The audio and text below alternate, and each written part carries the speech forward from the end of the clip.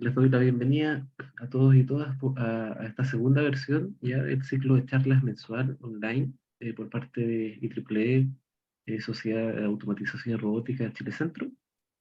En esta ocasión, en esta segunda presentación, vamos a escuchar la presentación de robótica en agricultura respecto a inteligencia artificial, aplicaciones y desafíos, relatado por el doctor Francisco Yandún, quien es ingeniero en electrónica y control en Ecuador, y también tiene el grado de doctor en ingeniería electrónica de la Universidad Técnica Federico Santa María, actualmente desempeñándose en la Universidad Carnegie Mellon. Adelante, por favor, doctor. Gracias, Miguel. ¿Me confirman que pueden escuchar y que la primera diapositiva se puede ver, por favor? Sí, se Ya, ve y se escucha. perfecto. Ya, bueno, buenas tardes con todos. Como Miguel me presentó, soy Francisco Yandún. Estudié en Ecuador en mi pregrado y mi posgrado lo hice allá en Chile, en Valparaíso, en la Universidad Federico Santa María. Ahora me encuentro trabajando en la Universidad Carnegie Mellon, acá en Estados Unidos. Y en esta charla vamos a hablar básicamente del uso de robots en agricultura, cuáles son los desafíos que enfrentamos en términos técnicos de adopción de la tecnología y si tenemos tiempo y si el tiempo nos permite para acerca de la legislación para regular el uso de los datos generados y el uso de las máquinas también. Pues bien, primero me gustaría que conozcan un poco de la universidad en la que trabajo. Tenemos un campus relativamente pequeño, pero que pasan cosas muy interesantes. Particularmente me gusta el monumento del medio. El monumento del medio, de la imagen superior del medio, que se denomina un camino a las estrellas, que básicamente te dice que con trabajo duro puedes llegar a cumplir todos tus sueños. Es bonito filosóficamente. También está la Carnegie Mellon University, es conocida por ser un lugar donde se desarrolla mucho robótica, así que tenemos un montón de robots, tenemos drones, tenemos un tanque gigantesco de agua donde se hacen pruebas con robots marítimos, hemos participado en competiciones de robots donde hacemos colaboración entre robots de drones y robots terrestres, y también participamos en la primera conferencia de DARPA, donde la idea era recorrer el desierto con un automóvil autónomo. Algunas cosas interesantes que suceden en la Universidad Carnegie. Estamos localizados en Pittsburgh. Esta es una ciudad en la costa este de los Estados Unidos. La ciudad es conocida como la ciudad de los puentes porque tenemos más de 446 dentro de la ciudad. Ahora estamos en invierno, así que se ve un poco blanca, pero igual es un paisaje interesante. Los deportes más famosos de esta ciudad están desde luego el fútbol americano, está el béisbol en verano, y está el hockey de hielo. Y en menor medida también el fútbol, que acá le llaman soccer. Una cosa particular acerca de esta ciudad es que si vieron la película de Batman, El Caballero Asciende, el estadio que Bane explota es el estadio de Pittsburgh. Estoy viviendo, se puede decir, en una parte de Ciudad. Yendo al punto que nos ha traído acá, hoy me gustaría empezar dando una motivación de por qué utilizar tecnología, robots en agricultura. Una de las razones está mostrada en el gráfico a la izquierda, que es el problema de 2050. El problema de 2050 básicamente dice que en 2010 la población mundial era de 7 billones de personas. En 2023, de hecho, ahora, recientemente, estos días, se alcanzó el 8 billones de personas. Y para 2050 se espera que el mundo tenga 9 billones de habitantes. Y al ritmo el que estamos desarrollando o el que estamos alimentando, produciendo alimento cada año, nos dice que para 2050 no vamos a poder alimentar a 9 millones de personas. Es así que tenemos que buscar formas de mejorar la productividad y desde luego también mejorar las ganancias, porque al final la agricultura es un negocio. La otra faceta o el otro argumento sería también que existen limitados recursos. Por ejemplo, aquí he puesto un mapa de la sequía que afectó a los Estados Unidos hace algún tiempo. Y se puede ver que algunas zonas sufrieron bastante de esta sequía. Si tuviéramos una forma de predecir o al menos tener una idea de que estos eventos de sequía o eventos climáticos, por ejemplo, fuegos forestales, van a suceder, podríamos atacarlos o prevenirlos de una forma más oportuna y así evitar consecuencias desastrosas tanto para las ganancias o para los cultivos, tanto como para las personas. Pues yo creo que este problema, el problema de 2050, se puede dividir en estas 4 categorías. Básicamente, breed significa que cuando tú generas o mezclas diferentes genes en las plantas para que produzcan o se desarrollen mejor ante ciertos eh, cambios en el clima, por ejemplo. Por ejemplo, un ejemplo muy claro es el maíz que todos conocemos. El maíz no era, en tiempos antiguos, no era como el grano que lo vemos ahora, sino que fue domesticado. Se hicieron varias pruebas, esto a lo largo de varios cientos de años, por supuesto, se hicieron varias pruebas y pasó de ser una semilla que se plantaba en la tierra a ser el que ahora, que se cosechaba y se plantaba en la tierra, a hacer lo que ahora conocemos. Las mejores variedades que puedas obtener de los cruces de diferentes genes o diferentes variedades de cultivos son las que luego se van al crecimiento porque tienen mayor probabilidad de dar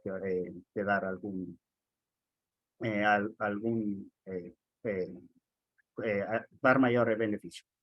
Y si das mayor beneficio, puedes alimentar a más personas, y si alimentas a más personas, puedes ganar más dinero. Básicamente, entre estas 4 facetas se movería el problema 2050, la solución del problema 2050, y estas 4 facetas se pueden enfocar en una palabra. Básicamente, sustainability en inglés, que la definición es básicamente que debemos encontrar o satisfacer nuestras necesidades actuales de comida sin comprometer las necesidades a futuro de las personas que vienen a futuro. Así que sustainability o sustentabilidad tiene que ver con el medio ambiente, tiene que ver con las ganancias y también tiene que ver con la capacidad de la tierra para dar productos. Y otro factor no menor del uso de robots o de tecnología en la agricultura es el factor humano. Por ejemplo, aquí en la imagen izquierda podemos ver trabajadores que están cosechando arroz, que pasan horas y horas en esta posición, que pueden tener, trabajando en esta posición por tanto tiempo, puede acarrearles problemas de espalda, problemas físicos o incluso problemas psicológicos. Un poco a la izquierda se ve un poco el lado contrario, donde trabajadores están ayudados por una máquina que básicamente esta máquina les ayudaría a no hacer mucho trabajo cortando o interactuando con la vegetación, sino básicamente el trabajador coge en este caso me parece que es de manzanas, coge la manzana y la deposita aquí en estos brazos que son neumáticos y los succionan y luego depositan en el contenedor. Así que la idea también es, en lugar, al menos así es como me gusta verla, en lugar de usar robots para reemplazar humanos, mejorar trabajadores humanos, mejorar las condiciones en las que ellos se desenvuelven en el campo. También, ¿qué podemos esperar del uso de robots en la agricultura? Es necesario clarificar esto porque a veces cuando uno escucha robots o en la prensa, robots aplicados a cualquier industria, uno espera que es un humanoide como el que recién, por ejemplo, como el que recién mostró Elon Musk en una de sus empresas, que haga las mismas tareas que un humano, sembrando, fumigando, cosechando, pero este no es el caso. La realidad es que los robots y todo lo que involucra su desarrollo son un conjunto de herramientas que nos permiten obtener más información de cultivo, dije antes, aliviar las tareas de los trabajadores y crear un ambiente donde se tomen decisiones basadas en datos y modelos científicos, básicamente decisiones informadas. Y bueno, esta imagen un poco se resume en lo que había dicho, que en la antigüedad y hasta ahora, en algunos casos, por ejemplo, en la antigüedad se usaba únicamente el trabajo de humanos y animales. Esto ha cambiado con la mecanización, con la revolución industrial que tuvo lugar en el siglo XIX, donde vinieron tractores y maquinarias a aliviar la tarea de los humanos y de los animales. Luego hemos venido usando computadoras, programas informáticos o incluso robots para aliviar el trabajo de las máquinas o para hacerlas más eficientes y efectivas. Y ahora estamos también viendo hacia la industria 4.0, que es un tema en general y por supuesto atañe a la agricultura, donde además de tener robots, estos deben ser muy eficientes, muy efectivos, que todo esté conectado. Y aquí tenemos cosas como el 5G o también el uso de el gran consumo de energía. Entonces son problemas que se van teniendo conforme va avanzando la tecnología, en este caso la agricultura. Y vamos a hablar, por supuesto, de algunos de ellos en el final. Pues bien, empezando, me gustaría dar como otro punto de vista en la tecnología, el uso de tecnología en la agricultura. No sé si muchos si conocen o recuerdan el clásico lazo de control, donde se tiene una referencia, un controlador, el actuador, que generalmente son motores, válvulas, cilindros. Tienes el proceso en el que puedes controlar la salida, mides la salida, realimentación negativa y cierras el lazo de control. Pues bien, a mí me gusta entender la tecnología, el uso de tecnología o robots en la agricultura como un lazo de control, como está mostrado en esta figura. Por ejemplo, la referencia es un nivel de productividad que uno quiere mantener. El agricultor va a ser básicamente el controlador que va a tomar las decisiones si quiere rociar más, fumigar más, quiere plantar menos, dependiendo de las decisiones, de los datos que tenga. Los actuadores pueden ser los trabajadores o pueden ser la maquinaria con la que se dispone. Se ejecuta la tarea, el proceso desde luego sería la tierra o el cultivo de los productos, y desde luego la salida sería las ganancias o el cuidado ambiental que también deben tener, se debe tener en cuenta. La reglamentación serían todos los sensores que podemos usar, que hemos visto que se usan satélites, se usan drones, se usan eh, diversos tipos de sensores para obtener información de los cultivos y darle esa información al controlador o al agricultor para que eh, tome las decisiones que crean pertinentes. En este lazo me gustaría dividirlo en dos categorías, una que es para percepción de la vegetación y la otra es para el uso de robots, que serían los actuadores. Sí, bien es cierto que podemos tener robots móviles para percibir el ambiente solo dando vueltas por el campo, digamos, solo sensando. Estos podrían ser categorizados aquí en el feedback o en la realimentación, pero también podríamos tener robots que actúen en la vegetación, es decir, que interactúen con él. Esos vendrían a ser los actores. Ya, pues bien, en un marco global para aplicaciones de prácticas de un robot, un robot debe tener al menos ciertas capacidades de navegación autónoma, debe ser capaz de percibir el ambiente, como dijimos antes, para navegar o para conocer el estado de la vegetación, y también debe ser, si queremos que sea completo, debe ser capaz de interactuar con la vegetación. Ya puede ser cortando, cosechando, podando, etcétera. En el estado del arte hay mucho trabajo relacionado con la navegación autónoma. Hay tanto que se puede tomar de otras áreas, como los autos autónomos, a robots autónomos o manejando o navegando en un campo agrícola. Algo similar pasa con la percepción de la vegetación. Hay varios métodos, algoritmos, como les había dicho, se viene usando satélites desde algún tiempo para obtener información de la vegetación, y recientemente algoritmos de visión por computador, machine learning, redes neuronales, etcétera, para obtener información de la vegetación.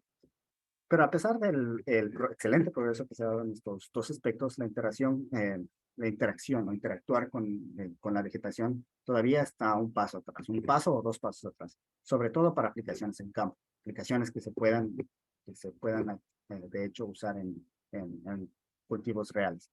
Por ejemplo, no hay muchos prototipos de robots que cosechan frutas o que ponen árboles. Esto es cierto, hasta cierto modo, algo esperado, porque interactuar con la vegetación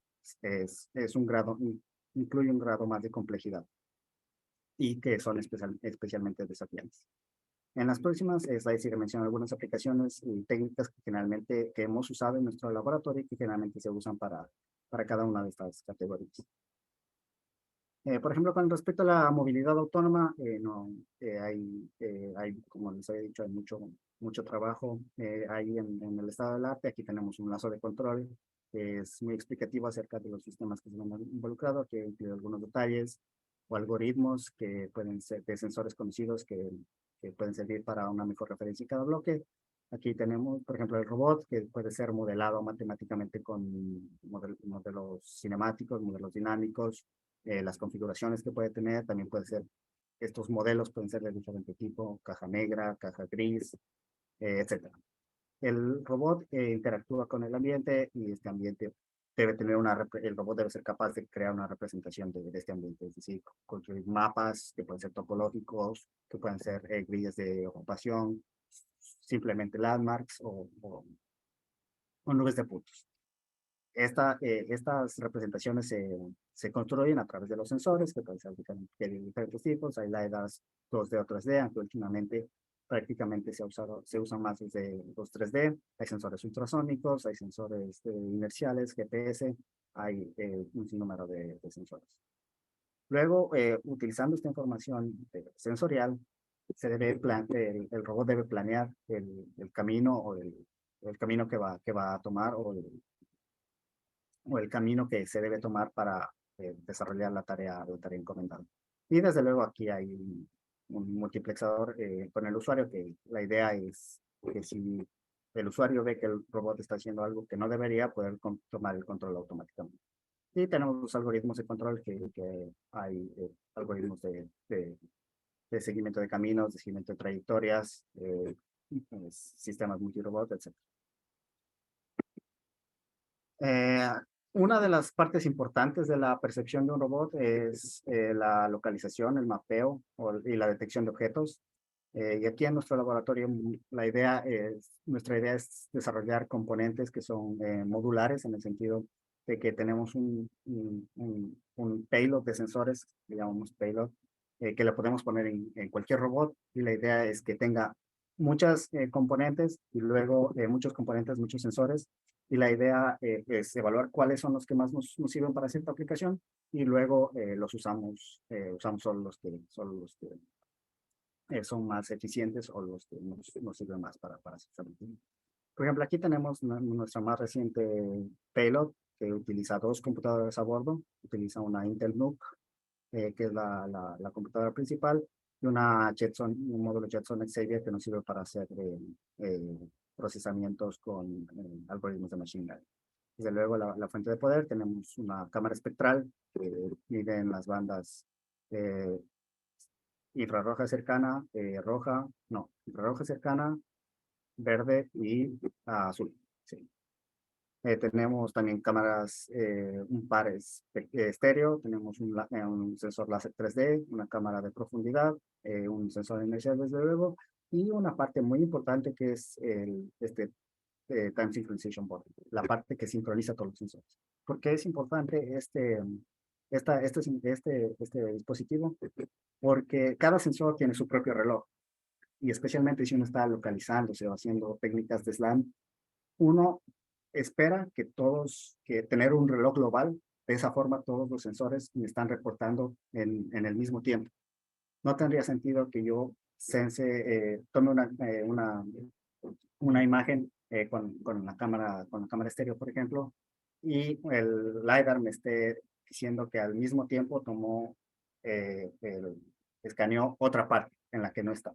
Entonces, es importante tener una sincronización de los sensores para que todo pueda funcionar correctamente. Y aquí he incluido un pequeño video acerca de cómo lo hemos montado en el campo y cómo está funcionando. En este caso lo montamos en un dron. Ahí podemos ver los diferentes componentes que tiene la payload.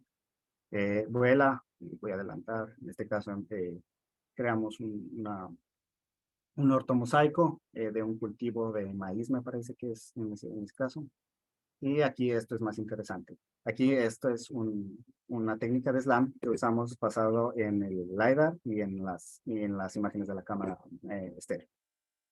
Entonces podemos ver cómo el dron estaba sobrevolando este bosque, que al mismo tiempo está construyendo una nube de puntos del mismo. Entonces podemos tener una nube de puntos y también podemos tener la trayectoria del dron en esa nube de puntos. Y en este caso era súper útil porque la idea era construir esta nube de puntos para que se use, para que luego se usara por un robot de tierra para que pueda ir a podarla o podar o, eh, o limpiar las zonas que tenían vegetación que podía causar incendios forestales. Entonces, aquí solo es un paneo del, del mapa resultante.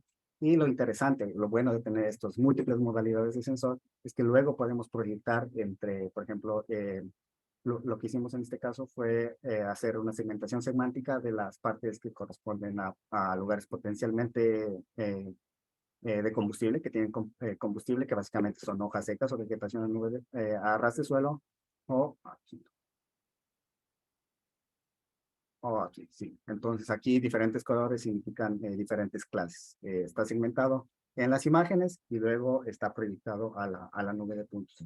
De esa forma podemos tener información 3D semántica del, del entorno.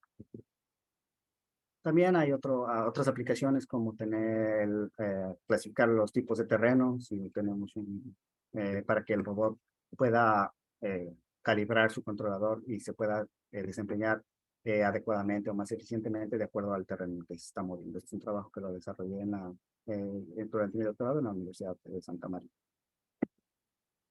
Y también está la parte de control, que bueno, aquí he puesto un problema de optimización que es básicamente un MPC, pero podemos tener cualquier tipo de control. En este caso puse un MPC porque esto es lo que hemos implementado y también implementado en el robot y lo hemos probado en el campo.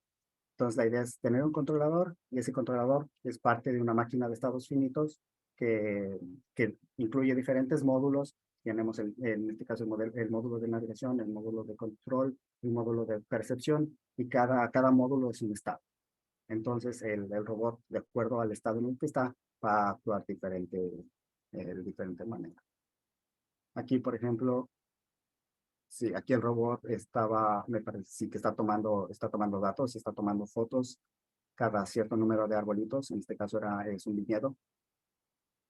Entonces, aquí el controlador tiene que ser muy preciso porque, como pueden ver, las hileras están, o el camino que tiene el robot para navegar está, está constreñido por las hileras que no tienen mucho ancho. Y en este caso ahí va una persona atrás siguiéndole, por si acaso destruimos algunos árboles, el robot se va de control y destruimos algunos árboles. Y este video es un poco más para que se pueda apreciar que la navegación autónoma funcionó para todo este plot o todo este bloque de líneas de bits, que es de una variedad que se llama Concord. Es básicamente que dan piñas para la mesa, no se hace vino con este tipo de vino.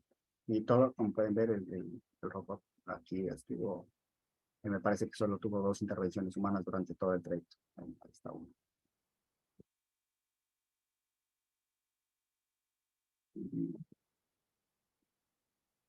Y ahora, moviéndonos un poco fuera de navegación y yendo a percepción, nuevamente hemos tenido sensores que se han venido usando desde hace mucho tiempo, como satélite, imágenes termales se han venido. Yo pensé que cuando hice este gráfico, me encontré sorprendente que imágenes termales se han venido usando desde 1967, pensé que era algo más reciente.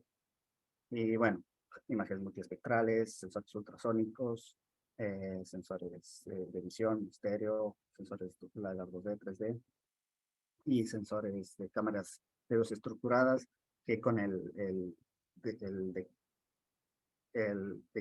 crecimiento del costo de los sensores láser, estas cámaras estructuradas, el uso de ellas ha venido siendo más bajo y de hecho últimamente no me he encontrado con una cámara estructurada en el mercado. Lo que hacemos en nuestro laboratorio son este tipo de cámaras, porque este tipo de cámaras tienen la capacidad de tomar, son cámaras estéreo, podemos ver en la cámara roja, en la imagen a la izquierda, que tienen 2 cámaras y también tienen dos flashes. La idea es que disparar el flash y tomar la foto casi simultáneamente para reducir o atenuar el efecto de la iluminación. como ustedes saben, el trabajar con cámaras siempre es molestoso o problemático porque si cambia, entrenamos una red neuronal con cierto número de imágenes y si me cambia la iluminación, ese modelo ya no me sirve. Entonces, la idea que tenemos, que fue que las cámaras han sido desarrolladas por estos investigadores, la idea que tenemos es tratemos de minimizar el efecto de la iluminación y conseguir imágenes que se parezcan siempre.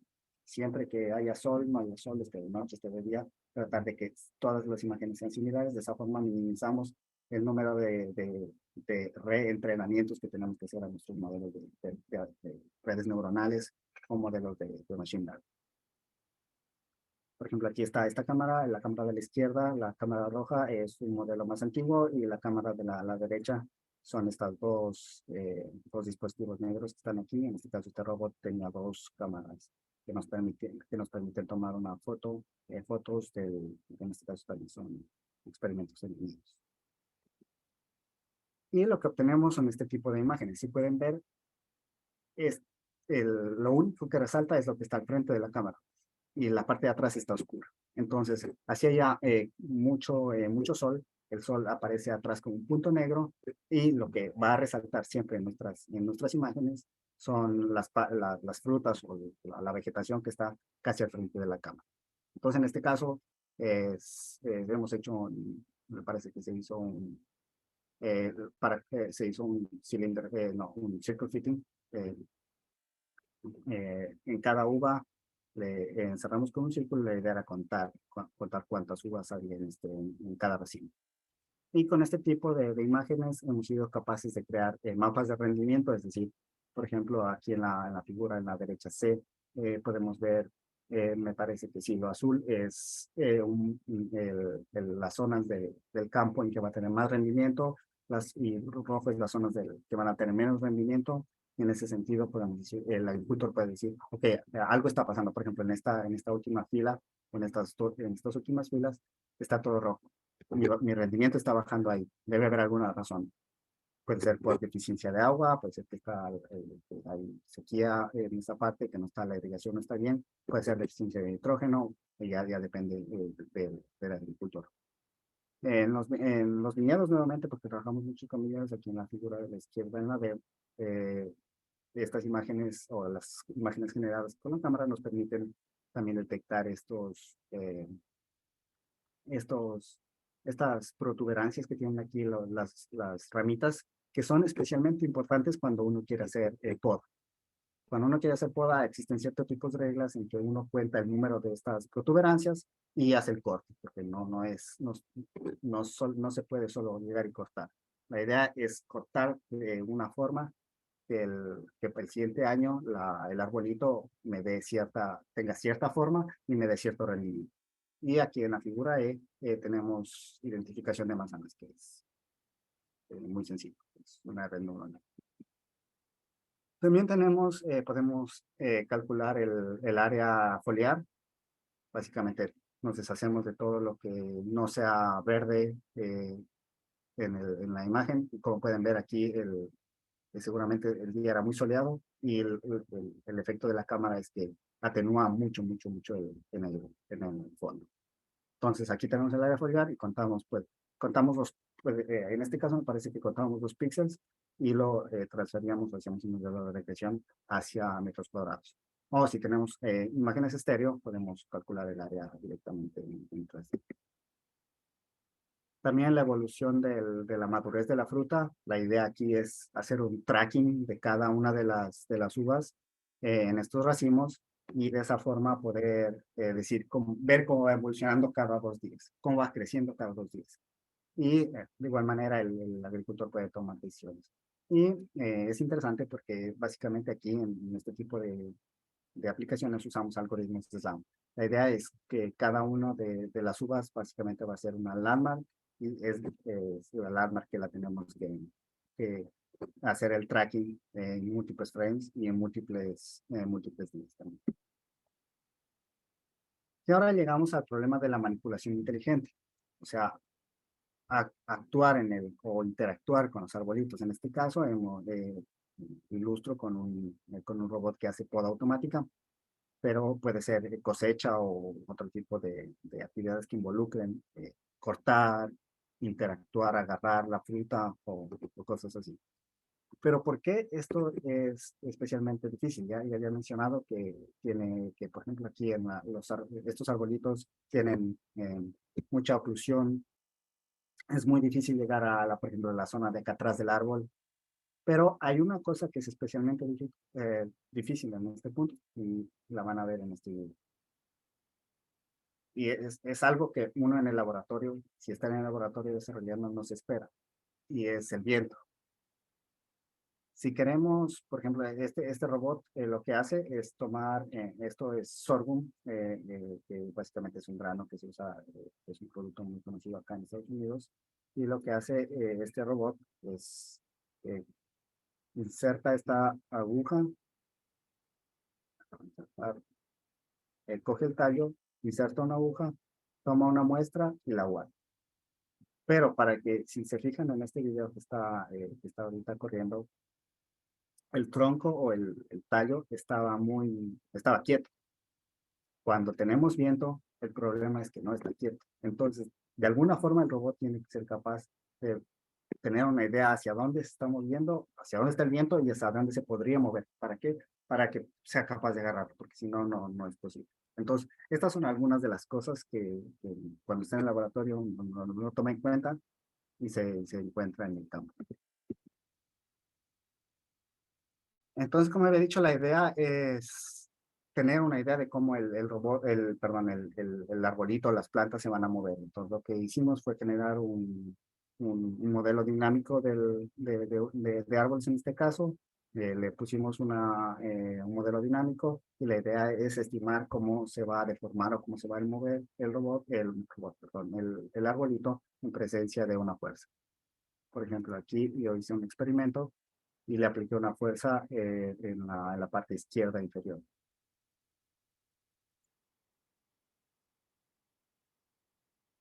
Entonces el árbol se está moviendo y usamos este modelo para estimar o para estimar cómo se va a mover el robot. Me parece que aquí bueno, pero en la parte de acá inferior izquierda deberías verse un video en el que se mueve más o menos parecido. Digo más o menos parecido porque este modelo depende de algunas constantes que tienen que ser identificadas correctamente para que el modelo para que el movimiento que nosotros o que la computadora o el robot entiende sea similar a lo que el árbol real se mueve. Y también hay otro tipo de modelo del arbolito que usa redes neuronales, Graph Neural Networks. Ahorita no me viene la traducción. Que básicamente se utilizan Graph Neural Networks, se la entrena a la red neuronal y se la entrena a la red neuronal basado en estos grafos de aquí. Se representa el árbol como estos grafos de aquí. Se le entrena, se le aplica varias fuerzas, se guarda los datos, se lo entrena basado en esos datos y se estima cómo sería su movimiento o cómo va a quedar luego de aplicar esta fuerza. En este caso, la parte transiente no es estimada, solo es estimada el movimiento final, el estado estable, pero esa es la desventaja de este. En cambio, en el anterior podíamos estimar todo el movimiento, desde que se le aplicó la fuerza hasta que llegó a estado estable. Y este es el trabajo de estos dos estudiantes de doctorado acá en nuestro grupo. Y desde luego, la idea es primero desarrollar modelos o los algoritmos en simulación. Tenemos diferentes simuladores, Gazebo, que es muy conocido. También Mushoku, que es muy conocido en la comunidad de Reinforcement Learning. Y tenemos este de NVIDIA, que es Isaac Gene, que también es súper interesante, ya que permite simular varios ambientes en paralelo en la tarjeta gráfica. Pueden ser miles. La idea es interactuar con la vegetación. Nuevamente nosotros somos robotistas de campo. La idea es usar todos estos simuladores, estos modelos para que el robot interactúe con la vegetación o para que el robot, en este caso, era una prueba simple de que el robot pueda alcanzar un punto de poda en un árbol. Y siempre hay el problema viendo de simulación, cómo vamos de una simulación a la parte real y lo hemos logrado resolver mediante ciertos trucos, representando el árbol como un número de puntos, luego lo modelamos, lo simulamos, colectamos todas las trayectorias y esas trayectorias que son simuladas son pasadas al robot. Y básicamente el robot hace lo mismo que en la simulación. En este caso utilizamos un árbol, como pueden ver, muy simple.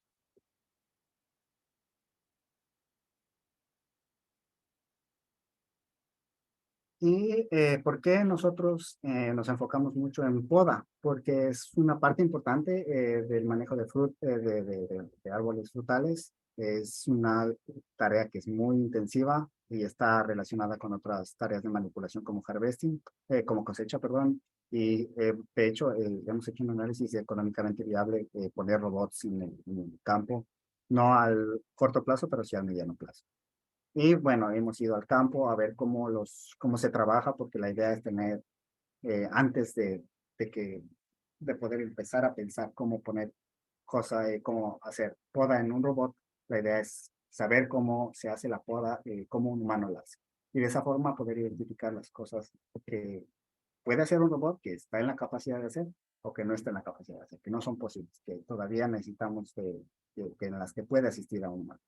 Entonces, por ejemplo, aquí esta es una máquina que hace la poda con estas como espadas que van girando y a los arbolitos les quita las ramas. Y acá tengo un ejemplo que es un poco largo, pero solo es una idea de cómo entendemos el problema antes de atacar. En este caso, fuimos al campo y pasamos 2 días con un podador profesional, se podría decir, enseñándonos a cuáles son los criterios que usa para hacer los cortes o cuáles son las características del árbol que hacen que el corte sea en un lado o en el otro. Y con ese tipo de conocimiento, luego desarrollamos algoritmos, que en este caso, por ejemplo, el robot utiliza Rapid Explorer Random Tree para generar trayectorias y llegar a puntos de poda. En este caso, la parte verde es el arbolito, que es el modelo como un obstáculo. La idea es no tocar el arbolito y no dañar. Y esto, en la parte derecha tenemos el, el robot en campo.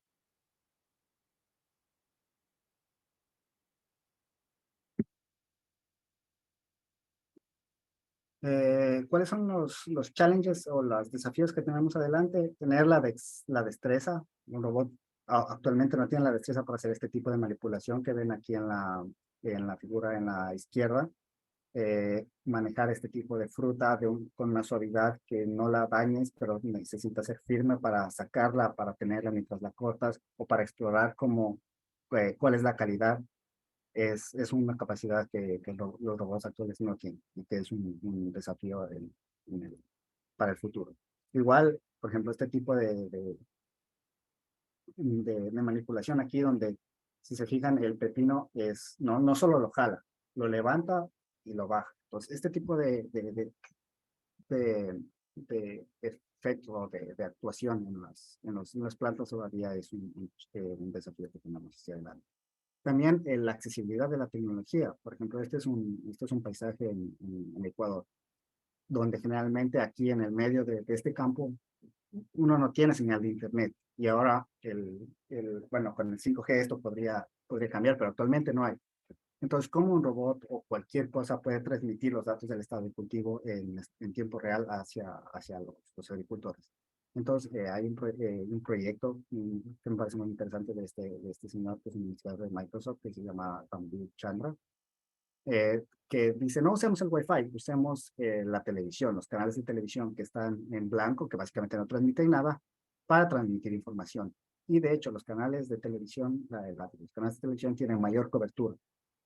Entonces, este es un mapa de cobertura del Wi-Fi no me acuerdo qué zona, pero podemos ver que el mapa de cobertura de la TV es mayor. Y bueno, tenemos otro tipo de sensores. Otro desafío es, ¿podemos cultivar plantas en el espacio? Se ha estado haciendo algunos experimentos, pero si queremos alguna vez alcanzar Marte, es algo que se debe hacer, cosechar sus propios alimentos en Marte. Y ahora que estamos con esto de la inteligencia artificial, con Deep Learning, Machine Learning, siempre me gusta poner la paradoja de Moravec.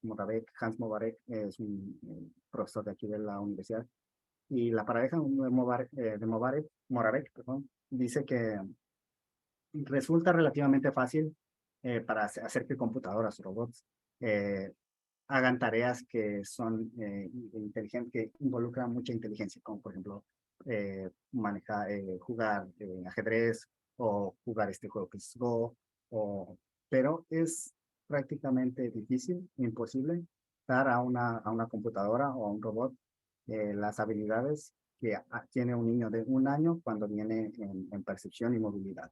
El hecho de que un niño aprenda durante 1 año a gatear, a arrastrarse para que pueda alcanzar cosas, ese tipo de conocimiento, ese tipo de inteligencia es imposible al día de hoy en un robot o en una computadora.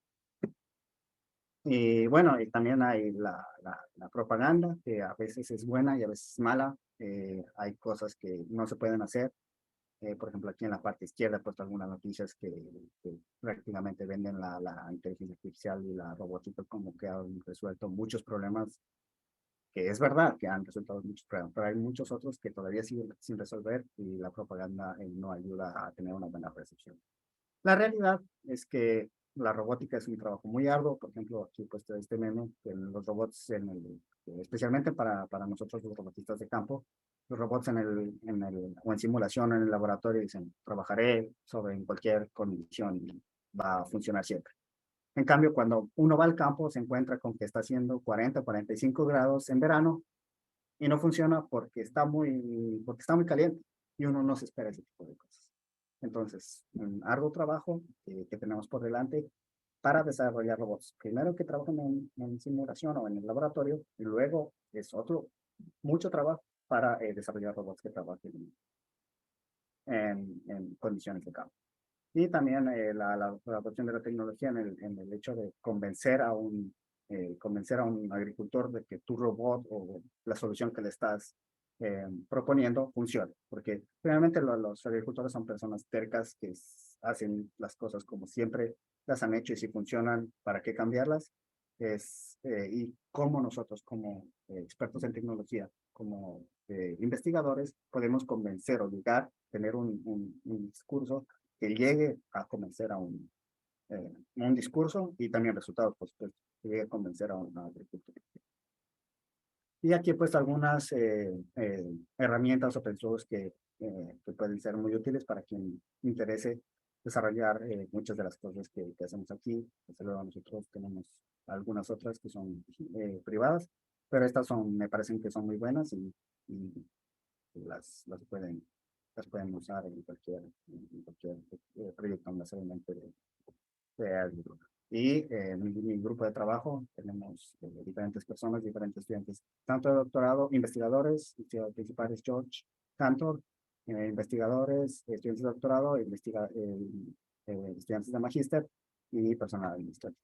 Y bueno, eso sería todo.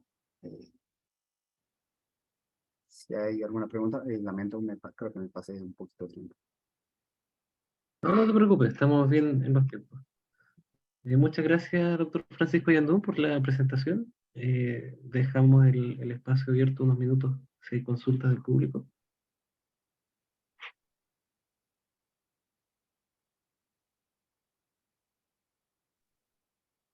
Por mientras aparece alguna consulta ahí de los asistentes, yo tengo una pregunta que quizás no es tan técnica. Eh, Pero me surge la duda porque en algunas de las soluciones que presentaba mostraba, por ejemplo, el uso de un NUC, en otras una Jetson Nano. En su experiencia, ¿qué tipo de hardware diría que es el más apropiado como para correr algoritmos de deep learning? Que quizás hay algún tipo de dispositivos que se sugiere para procesamiento de imágenes, o quizás si no tiene imágenes, igual sigue siendo pesado para alguna de estas tarjetas. Sí, bueno, en este caso utilizamos precisamente la Jetson porque la NUC no tiene la capacidad, no tiene una tarjeta gráfica o una arquitectura de una tarjeta gráfica que permita paralelizar cosas. Entonces, si se incluye cualquier red neuronal o algoritmo de Machine Learning en la NUC sería para que corra en la CPU.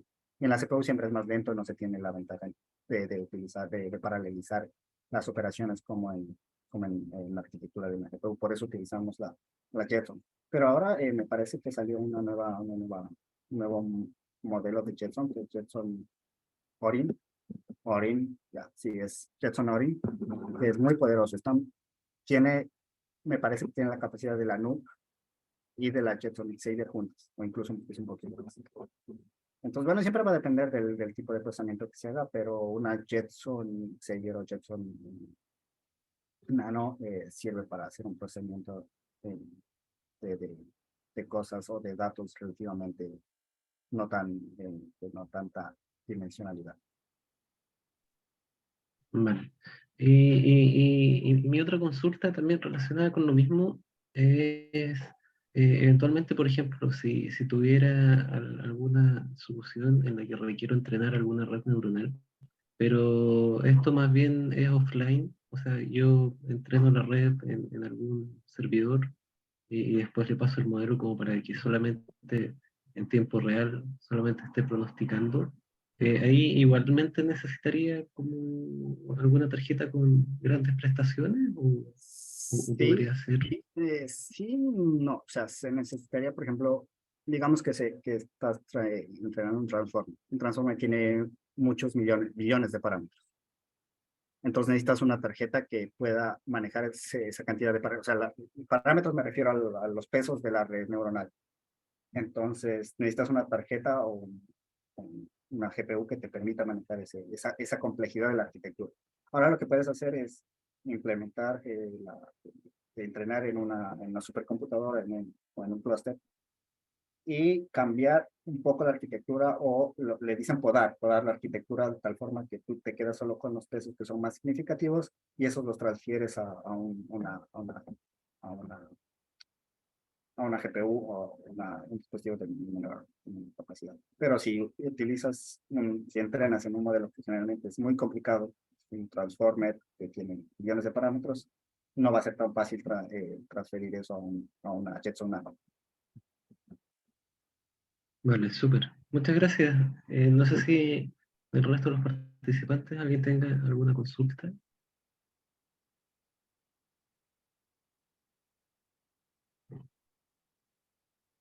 Bueno, entonces sí, Cristóbal Barrientos tiene la mano lenta. Adelante, Cristóbal.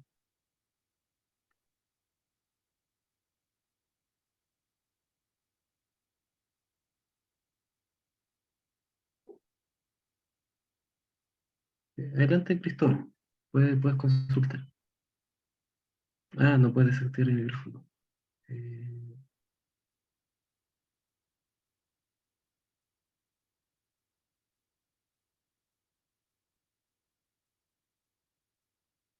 vale, ya pues, sí, ponlo por el chat, no hay problema.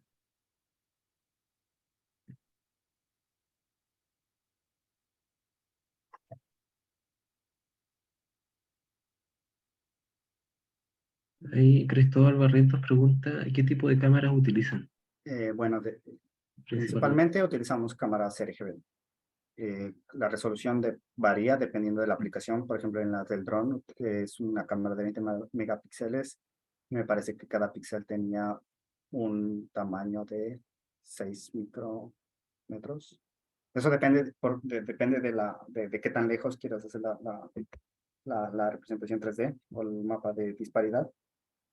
Si utilizamos las cámaras que viste para tomar fotos que son más cerca de los cultivos, son de menor resolución y el tamaño del píxel es un poco más grande porque no necesitamos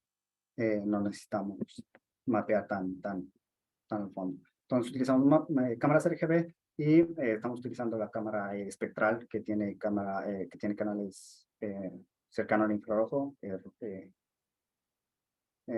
rojo y verde. No, azul y verde. Sí, azul y verde.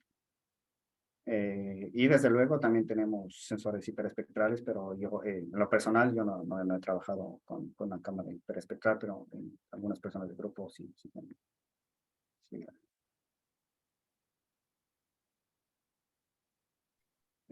Básicamente, la respuesta corta sería cámaras RGB y cuya resolución varía dependiendo de la aplicación. Sí utilizamos cámaras estéreo. Las cámaras que tenemos básicamente son dos cámaras normales, por decir, pero las juntamos de tal forma que las construimos de tal forma que sabemos el baseline y hacemos el trigger sincronizadamente y son estéreo.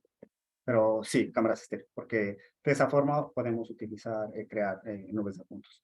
Y también utilizamos LiDAR. El LiDAR es más útil, por ejemplo, en el drone, porque tiene más rango. La cámara estéreo tiene más rango. Sí, nosotros construimos de cámaras estéreo. Desde luego hay otras, siempre usamos, si queremos hacer un desarrollo rápido, una cámara set, por ejemplo, que solo es plug and play, pero en general en las aplicaciones de campo son cámaras que nosotros construimos.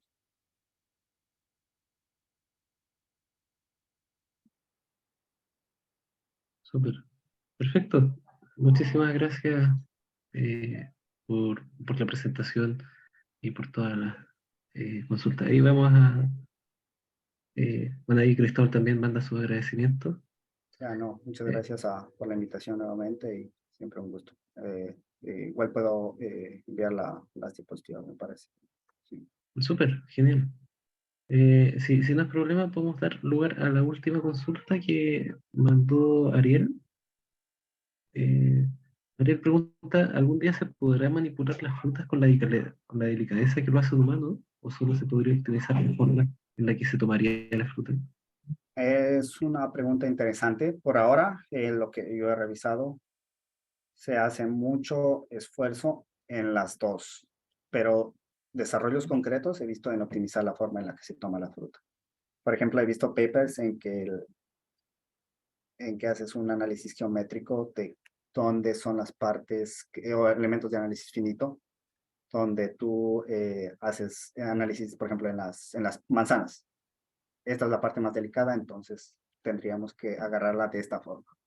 Pero desarrollos más prácticos lo he visto más que nada en cómo se agarra la fruta, más que en desarrollar en efectos suaves, digamos, para manipularlos delicadamente.